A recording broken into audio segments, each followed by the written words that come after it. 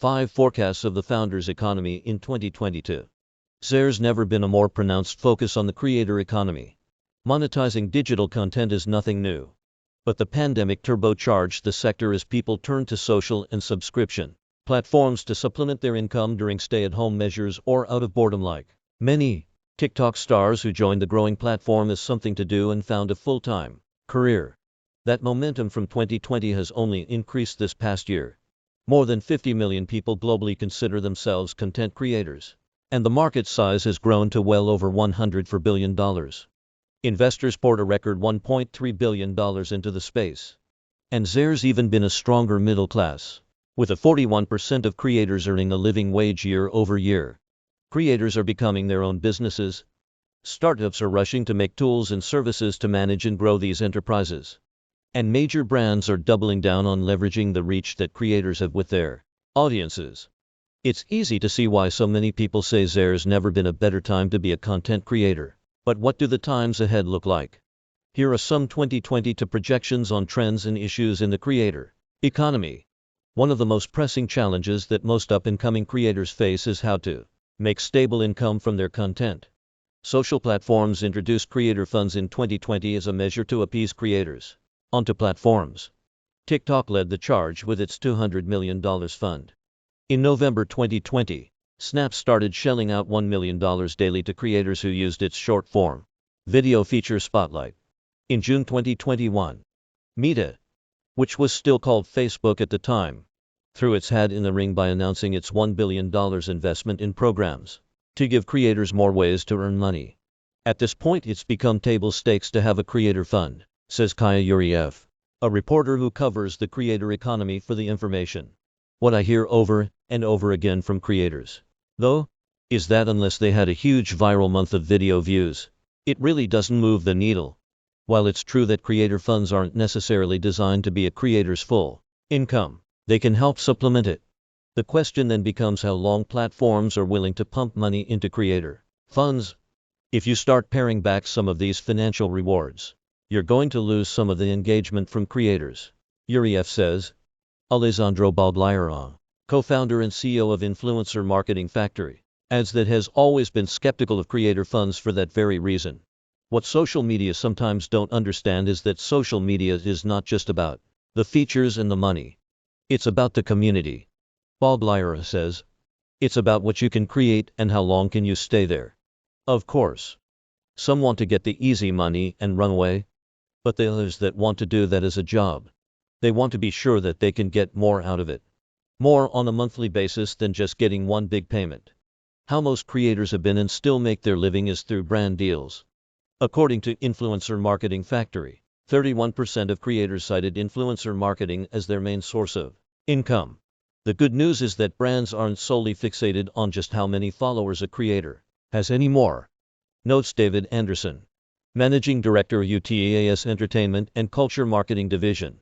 It's a much more holistic view of who is their audience. What is the engagement?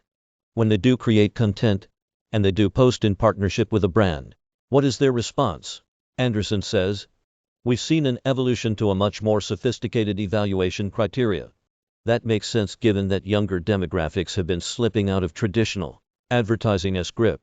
According to a survey from the ad agency W. Underman Thompson, 73% of General Z Americans want a brand that understands them, and 76% want a brand that's accepting of different identities and experiences, which is precisely where content creators at various levels of reach are bridging the gap. We're going through a period where traditional advertising is becoming harder and harder to reach discrete audiences, says Joe Kessler, global head of UTAIQ, the agency's data analytics division. Here's an area where brands have an amazing opportunity.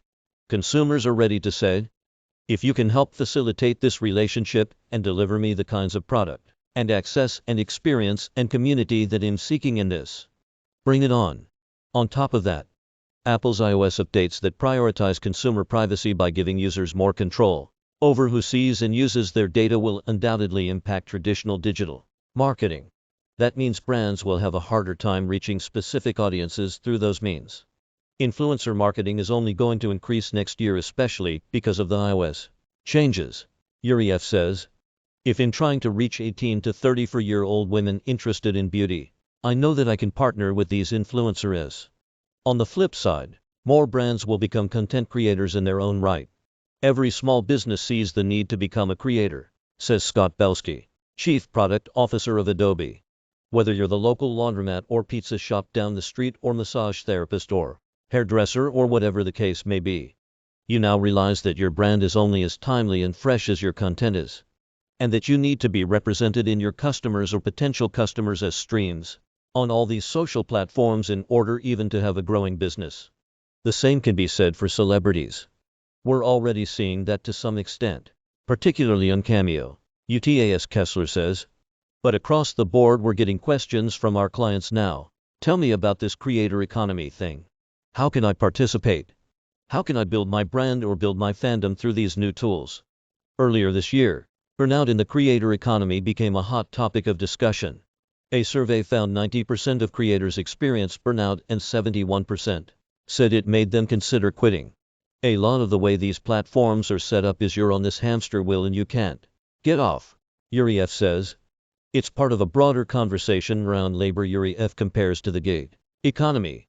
When Uber and Lyft first came out, I remember they were giving huge bonuses to drivers and a lot of people were tapping into the gig economy and all the benefits of it. She says. That, of course, shifted into heavy discourse on labor issues and how to classify app-mediated work. We're going to start to have more of a labor conversation next year. Because I think right now, we romanticize the creator economy a little bit. Yuri F. says. I hear this from creators a lot that they're like, everyone thinks this is so easy. And I just film videos at home. And it's so fun and it's so cool living my dream. The hype around non-fungible tokens has naturally bled into the creator economy, in the form of social tokens which allow creators to sell their own NFTs to fans, in exchange for exclusive access and content. As a creator's star rises, so does the value of their NFT. I see it as a lot of, smoke, to be honest. Bob Lyra says. I don't want to sound like a boomer saying this is just a phase, but it's truly chaotic as of now. Who has the power are the people with more coins. So at the end of the day, it's still capitalism on a decentralized land. It's nothing new. It's still about who has more money. Yuri F. is a bit more optimistic about NFTs that have real-world value, such as gaining access to a meet and greet or discounted merchandise. There will be more applications for that where it's not just this pure NFT, she says. Some of the crypto conversations can be intimidating. And so I think you'll have early movers and people who are interested in it. And then you'll have creators who kind of are in a wait-and-see mode with it.